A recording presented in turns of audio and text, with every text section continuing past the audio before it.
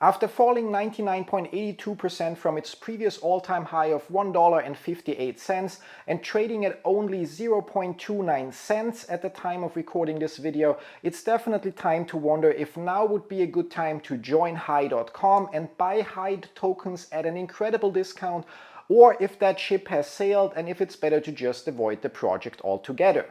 But before we get to answer that question, let's get the usual disclaimer out of the way first. Everything I share in this video is my personal opinion and in no way financial or professional advice of any kind. You should always do your own research, consult certified professionals, draw your own conclusions and make your own decisions. Besides that, you should know that I'm holding a decent amount of HAI tokens and as such have a vested interest in the success of the project.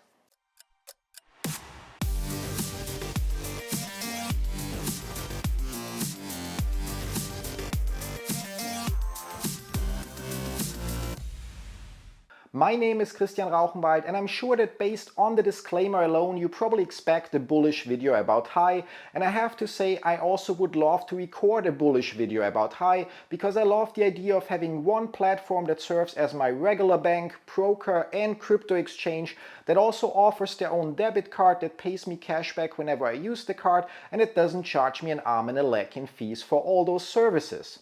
That is, after all, the idea and promise behind HAI, a not-for-profit financial service that offers everything in one place with a minimum in fees built by people with experience in the industry. 2 years have passed since HAI shared its ambitious vision with the world, and as you can tell by the decline in token value of almost 100%, things did not go as planned.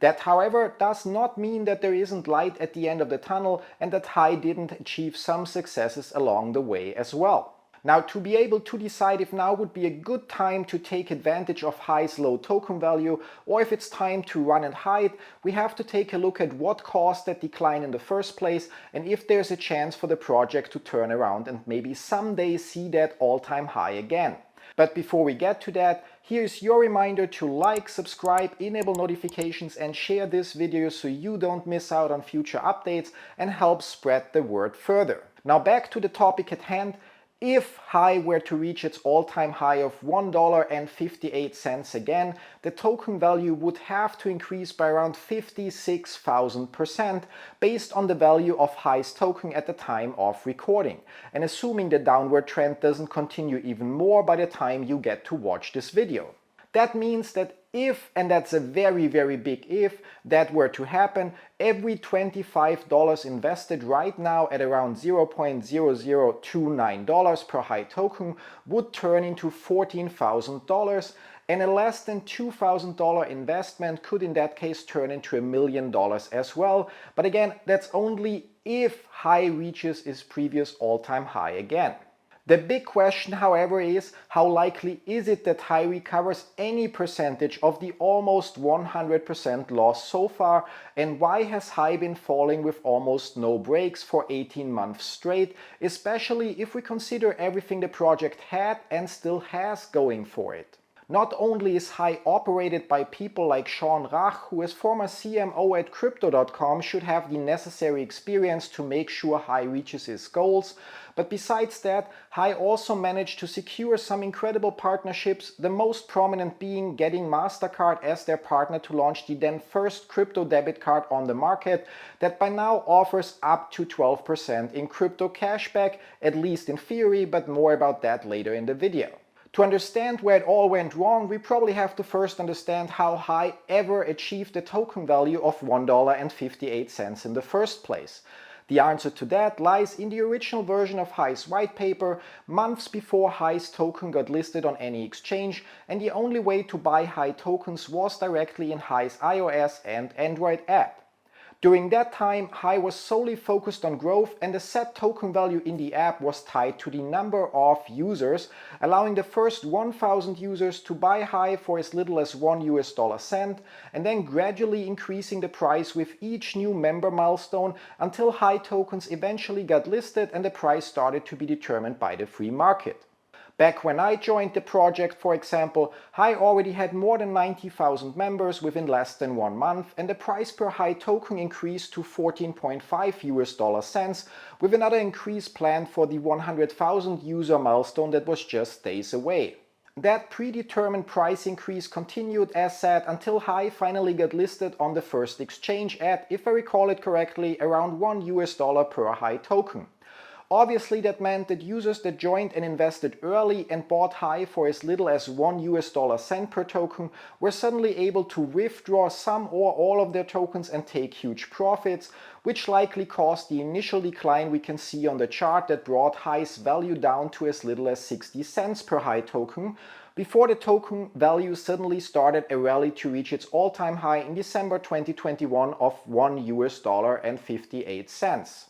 Around that time, Hi also announced bigger changes to their reward system, the one feature that made it possible for the project to grow from 0 to around 3 million users in around 6 months. Because sadly, despite the experienced team behind the project and the incredible plans laid out in Hi's white paper, only a small fraction of Hi's user base actually invested money in the project, while more than 95% of all users only signed up to receive their daily free Hi tokens. While those changes, as said, were quite big, they were also necessary and actually in the interest of all users that invested money in the project, but I won't go into details here since I covered those changes back then already in 2 dedicated videos that you can watch by clicking on the card up here. It's obviously hard to know for certain, but considering that the announced changes were actually in the interest of all invested users, I doubt that the changes themselves caused the downwards movement that began at the time they were first proposed, but it is, in my opinion, more likely that the general in quotes crypto winter that began back then simply also affected Hi's token value.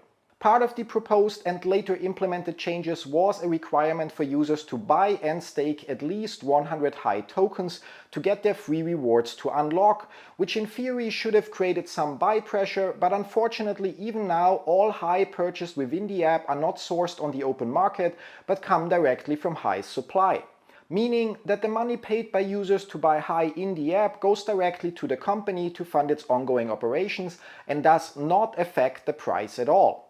The silver lining here is that at the time of recording this video, Hi is working on changing that, and with one of the next updates, Hi tokens bought in the app should also be sourced from the open market and start to affect the price. Anyways, due to all of that, Hi's token value had already fallen below 30 US cents by the end of January, and with no real product ready outside of Hi Games, which I covered in another video back then that you can, as always, watch by clicking on the card up here, people probably started to sell Hi they had unlocked to take some profits or cut their losses, depending on when they bought them in the first place, which just led to a further decline in value. Fast forward to the end of December 22, the time Hi had the first chance to turn things around when they finally announced that Hi's virtual cashback crypto debit MasterCard would be launching within days. A product that offered conditions well beyond anything Hi's competitors in that field could match, that was the #1 reason for users to join Hi during the past 1.5 years and got them to buy and lock up Hi to achieve certain membership tier levels,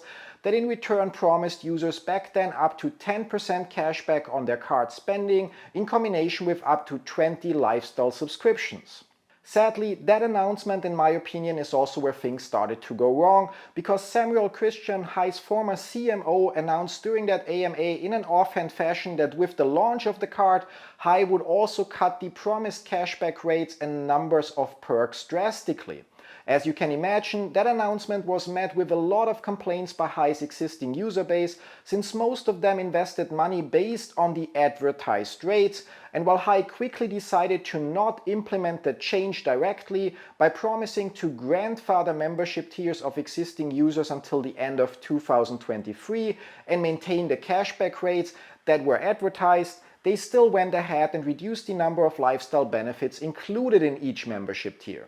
This was the first, but sadly not the last time Hi caused incredible damage to its reputation and lost or at least damaged the trust existing users had in the project, while at the same time damaging their chance for further growth, because for many users it made little sense to now recommend the project and their cashback card to friends and family when the rates could change any day now for new users. Nevertheless, I'm sure that the actual launch of Hi's debit card led to a wave of new users joining, but sadly, because all Hi tokens that were bought within the app directly didn't have any effect on the market, the decline in value just continued. With users now receiving up to 10% cashback paid in Hi tokens by using their card, things probably got worse, since I'm sure a decent number of users also went ahead to sell those Hi tokens directly, creating even more sell pressure. There would have been many things the team could have done back then already to address the issue, like for example using at least a percentage of the money used to buy Hi through the app to buy some of it on the open market, or using parts of the fee Hi earns with every card transaction to buy back some Hi tokens from the open market as well. But sadly the team didn't think of any of those options, and so things just went ahead and the price kept going down. Between then and the end of May 2023, the project suffered from other issues as well, like some users allegedly abusing the cashback system, which led to a complete block of Hi's debit cards for around a month, only weeks after the cards initially launched. Something one would have thought not possible, considering that Sean Rach should have had the required experience to make sure there are measures in place to prevent abuse at the time the cards launch. Besides that, sadly, it also turned out that Hi's lifestyle subscriptions weren't working properly either and aren't working up until now, causing users in some cases to not get the advertised reimbursements for their monthly payments. And to make things worse, there were plenty of cases where users also suffered from double charges or refunds that took months to get processed. Then, to make things worse, around the end of May, Hi announced that transactions made through Curve, an incredible service you can check out by following the link in the description down below, would no longer be eligible for cashback, which made Hi's virtual card more or less useless, because Curve was the only way to use the virtual card also offline in your daily life. The curious thing about that announcement was that it was made according to the official announcement in quotes to increase the user experience, because some users had a lot of issues with transactions made through Curve. One has to wonder, however, how anyone at Hi could have thought that disabling Curve and making their cards less competitive would be the solution to a technical problem that only exists in combination with Hi's card, often also when Curve isn't used, without actually addressing the technical issue that is causing the problem in the first place. Just 4 weeks after that, Hi then decided to announce their newly reworked membership tiers in combination with their spend-to-earn approach that should finally address the token decline by adjusting the cashback rates in a way that only transactions paid with Hi would result in the full, now up to 12% cashback, while payments made with fiat or other cryptocurrencies like USDT, BTC or Ethereum would offer lower cashback rates altogether. As I've shared in the live stream I did back then that you can watch by clicking on the card up here, I am a huge fan of the idea of spend to earn, but sadly Hi's management again managed to waste an incredible opportunity to cause an increase in token value and instead managed to further damage the trust of their existing customers by introducing those changes with less than 24 hours notice. In my opinion, the logical way to do this would have been to first implement the changes needed to route in-app Hi token purchases to the open market, and then announce the upcoming changes with a 30-day notice to get people for 30 days to buy whatever amount of Hi they needed to achieve the next or their desired membership tier before the changes go into effect, and this way cause a 30-day long increase in value that would signal a potential end to the current downward momentum.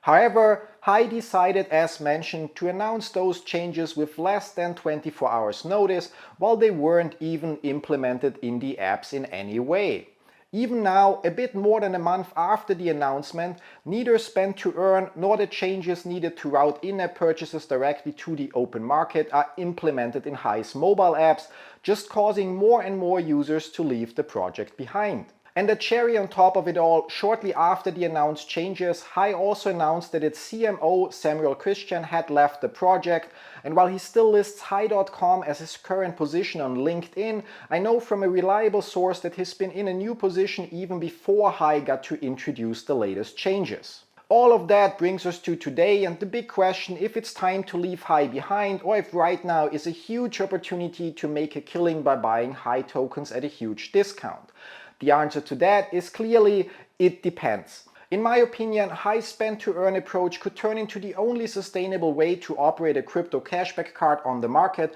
but only if the conditions and rates that are offered are competitive and if High improves the communication with its user base by, for example, publishing their transparency reports monthly as promised, sharing changes with a reasonable notice, and listening to the feedback provided by its users, which sadly isn't the case right now. If High's remaining management is able to admit just how bad they managed to screw up during the last 6 months, instead of getting offended every time a user points out how ridiculous and potentially illegal certain actions and changes by the company are, then there is the chance that they also come up with a simplified version of their new point system with adjusted requirements that are easy to understand and make sure that High's new membership tiers are again the best on the market, or at least on par with what High's competition is currently offering.